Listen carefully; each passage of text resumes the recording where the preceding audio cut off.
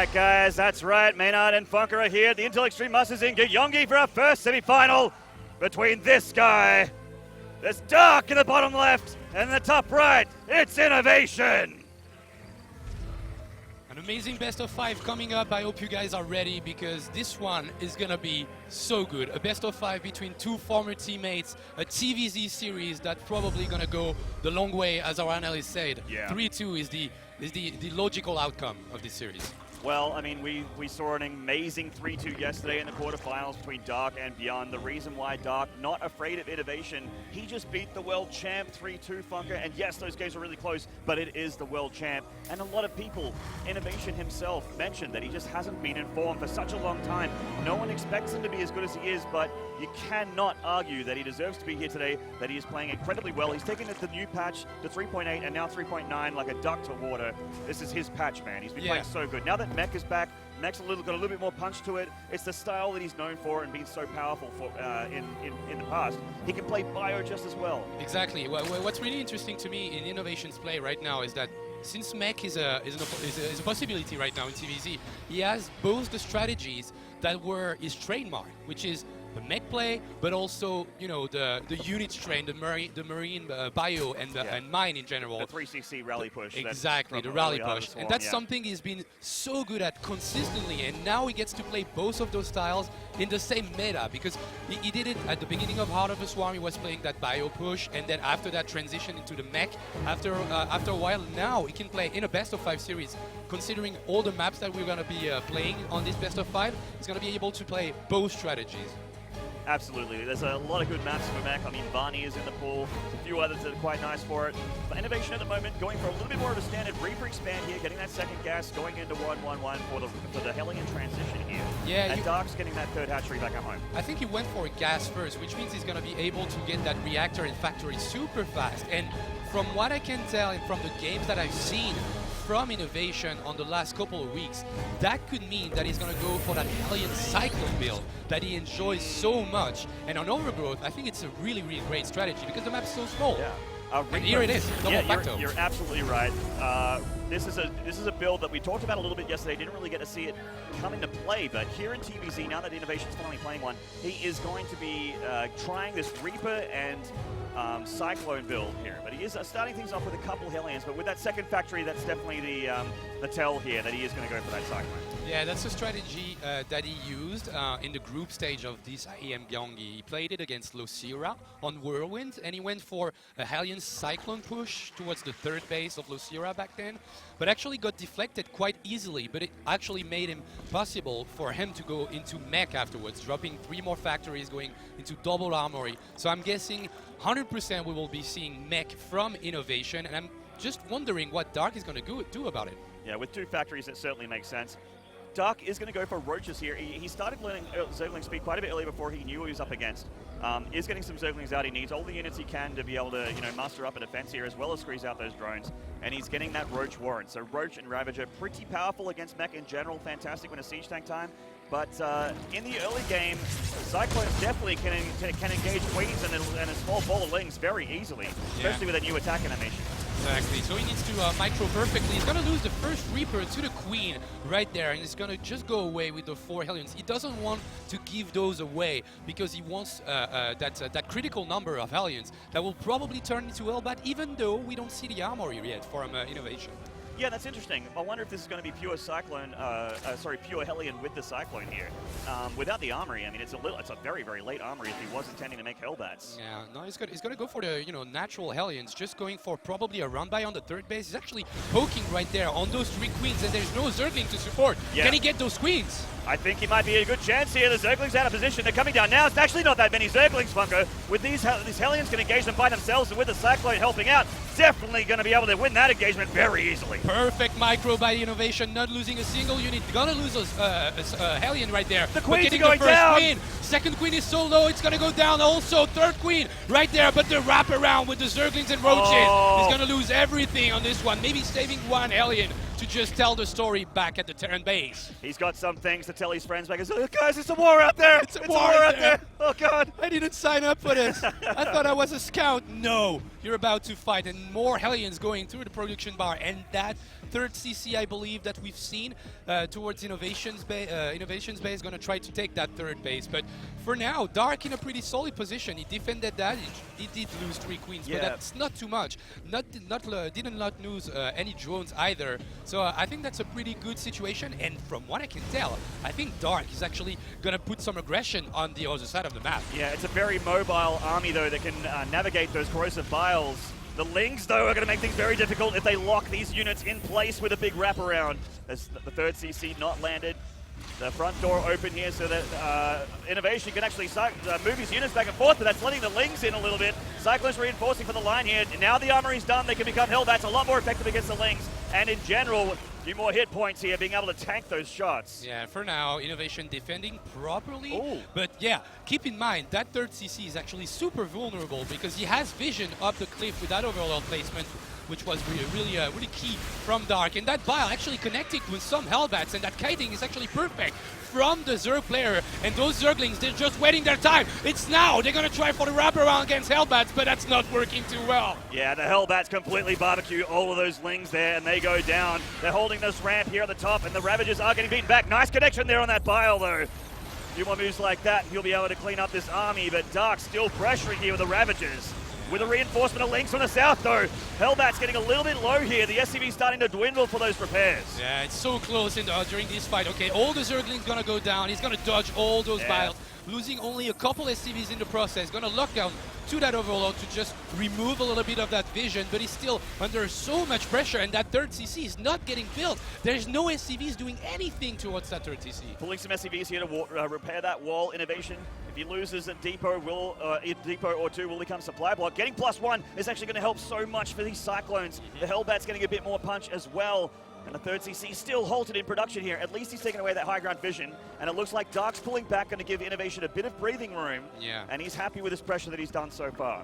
Yeah, I think Dark just got himself a little bit of an advantage on this game, which is nice. And he's just gonna pull back, as you said, gonna go for a fourth base, gonna start on those upgrades, because for now it's been mostly units, no late game production or even investment into upgrades or anything. So he's gonna get the +1 range, which makes a lot of sense when you've got all those Ravagers and Roaches. Tiny fight in the middle of the map, gonna pull back to avoid those corrosive biles.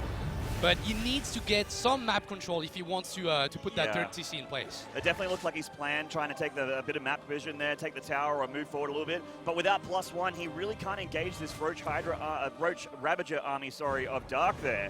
It's quite powerful. The upgrades are on the way now. Dark dropped a second Evo just after that attack, getting 1 attack ranged and carapace for his units. And there's that Overlord speed as well. And we know that Dark loves Overlord speed. He loves to drop Overlords into mains. He's the king of run-bys. He's the king of multi-pronged attacks. Yeah, for those of you who might not know what's the weakness of a mech army, it's pretty immobile. Like, even Cyclones and Hellions are actually kind of fast, but they're not good at dealing with Roaches, Ravagers, units like that. So if you actually drop the Terran player in his main towards his factories, you can really put a really tough situation for the Terran player. He's actually adding 3 factories with 3 tech labs and starting to build on some tanks. Yeah, tanks so much more powerful now in 3.8, do a lot more damage versus armored units like Roaches, and they also are being made 3 at a time here by INnoVation. The third CC is done, and the worker count of INnoVation is very healthy here, nearly at 70 SCVs, 68 right now, versus the 73 drones of Dark. A very nice economy. I can't even believe how he does that, because he was doing this out of 2 command centers. Like the third one wasn't even producing. Yeah, it's amazing. And he still managed to have like 60 SCVs while the Zerg was on 60 drones. But we can see the next step of the technology for Dark is gonna be burrow and burrow movement for those Roaches. He even gets a hive and a Hydralisk. He's actually opening every single pass in terms of technology. He can do absolutely anything he wants, and once he gets a Spire, he actually can literally make every unit in the Zerg army, except for Rebellion Nest. But we have Roaches with Tunneling Claws coming up, and obviously the Roaches with Tunneling Claws, with Dark being who he is, he will be breaking them off and looking for mineral lines to get that work done with those units. This scouting barracks of INnoVation just sort of having a bit of a look. It's a free scan, basically, of this Zerg army to see where it's positioned and how much of it is there. We see 2-2 on the way, 2-1 on the way for INnoVation with the with the pre-igniter for the Hellions there for the extra light And I damage. think there's a drop in the main. Those 4 roaches that we've seen on the right side of the screen are actually dealing a lot of damage in the main. Even getting those the armories, he needs to react fast. He doesn't want to lose those upgrades. Those are really key because this game is going to go the long way. And at the same time, pressuring in the front with those corrosive vials, just pushing INnoVation to its limits. Dark's killed 11 SCVs with his attack bunker. Yeah. Even though he didn't get the armory, he even saved a couple of his units there, and he did a lot of economical damage to INnoVation. But INnoVation's worker count is still not that bad. No. 62 SCVs is pretty good for 3CCs gearing up for a 4th. Okay, those 2 roaches are going to come back again. That turret is not finished. Can he get it before it's done? No, but those roaches are going to get a little bit more work done, which is so good, and making Dark in such a great position because he has so much time to build up the Viper count, which is going to be so key with those blinding clouds against that massive amount of tanks from INnoVation. Muscular augments and 2 dropper lords being made here for Dark. We have to keep an eye on those dropper lords because we will be seeing that drop play happening pretty shortly. Getting a whole bunch of roaches to circumnavigate this mech army would be pretty fantastic. Hold that thought though, a lot of vials connecting with the mech army of INnoVation, but plenty of it still left. The Hellbats leading the charge with these upgraded cyclones in the back as well, shredding the units of Dark. Siege tanks weren't even a part of that battle, and if they were, it would have looked very, very bad for the Zerg player. But as we see some drop play in the main here, Okay, Cyclones are going to take care of that, but there's going to be 4 more roaches getting dropped at the same time. Can he lock onto that overload before this overload is actually dropping those 4 roaches? It doesn't seem like it. So more multitask coming out from Dark, who's actually at the same time getting a 5th base on the gold. Economy-wise, he's doing super amazing, but that army is so scary. Yeah. Those blinding clouds going to be on point. Oh my gosh, shelling all those roaches. He lost 20 supply instantly. yeah, the new siege tanks, man, are so good. The Zerg army taking a big hit there, but here come the Vipers of Ducks going down on some of the tanks and the Cyclones. No blinding clouds just yet. It's interesting that he used his energy to abduct instead of blinding cloud there, but I guess he felt like he still didn't have enough army to engage that mech army. Yeah, the way I feel it is actually exactly what you said. You don't want to use blinding clouds if you're not willing to take a fight. You just want to grab some units and then maybe pull back a little. It's like, okay, I'm going to sacrifice that 5th base. I don't really need it right now, and I'm going to try to maybe do a wraparound as some roaches burrowed at the other side of the map. It's actually going to intercept some units. He needs to target down those tanks because they deal a lot of damage to roaches, even in no siege mode, in the walking mode, the siege tank mode. He's actually going to lose both those tanks and for only 4 or 5 roaches. This is actually super, super good for Dark. A very nice trade, but the majority of the army is here, and he needs to deal with that. These Vipers are juiced up and good to go for some blinding clouds if he has the units to do so. There's a big spread of mech units here. There's a blinding cloud at the back of the southern line of tanks. Still more tanks where that came from, though. Dark's army is starting to close in here on these tanks, which are completely blinded. The 2 Cyclones in the back are the only ones that can be in range to shoot here, and the tanks will get cleaned up. And Dark will hold easily with some amazing, amazing blinding clouds. At the beginning of the fight, I was like, INnoVation is actually making so many great moves, unsieging some tanks that were too close from each other to avoid those blinding clouds. But Dark patiently waited for a great engagement. It is now not backing out. He wants to get that 4th base. He wants to put INnoVation out of this first game. The balls on this kid. His army's getting a little bit low, though. He is trading pretty well with INnoVation right now. Reinforcement of mech units coming down the ramp, but they can't actually stop the Zerg units from getting towards this 4th. It is a planetary, though. And he holds the ramp for now. Some of the hurt units being turned into Ravagers here. 11 Ravagers on the way with 3-3. Dark's army is about to become extremely powerful. Oh yeah, that's when you know that the Zerg player is actually making a lot of money with all those drones, because he could make 11 Ravagers at the same time. He actually has 13 in total, and that's something that will maybe help him to shell on that planetary fortress. Actually, he's not even interested in that 4th base. He wants to go for the throat. He wants to go for production. 2 tanks getting grabbed. The 3rd one comes in, and there's just too much Zergs, Maynard. Way too much Zerg fucker. He's going for the jugular. Tearing INnoVation through it off for game number 1. GG! Dark with game number 1.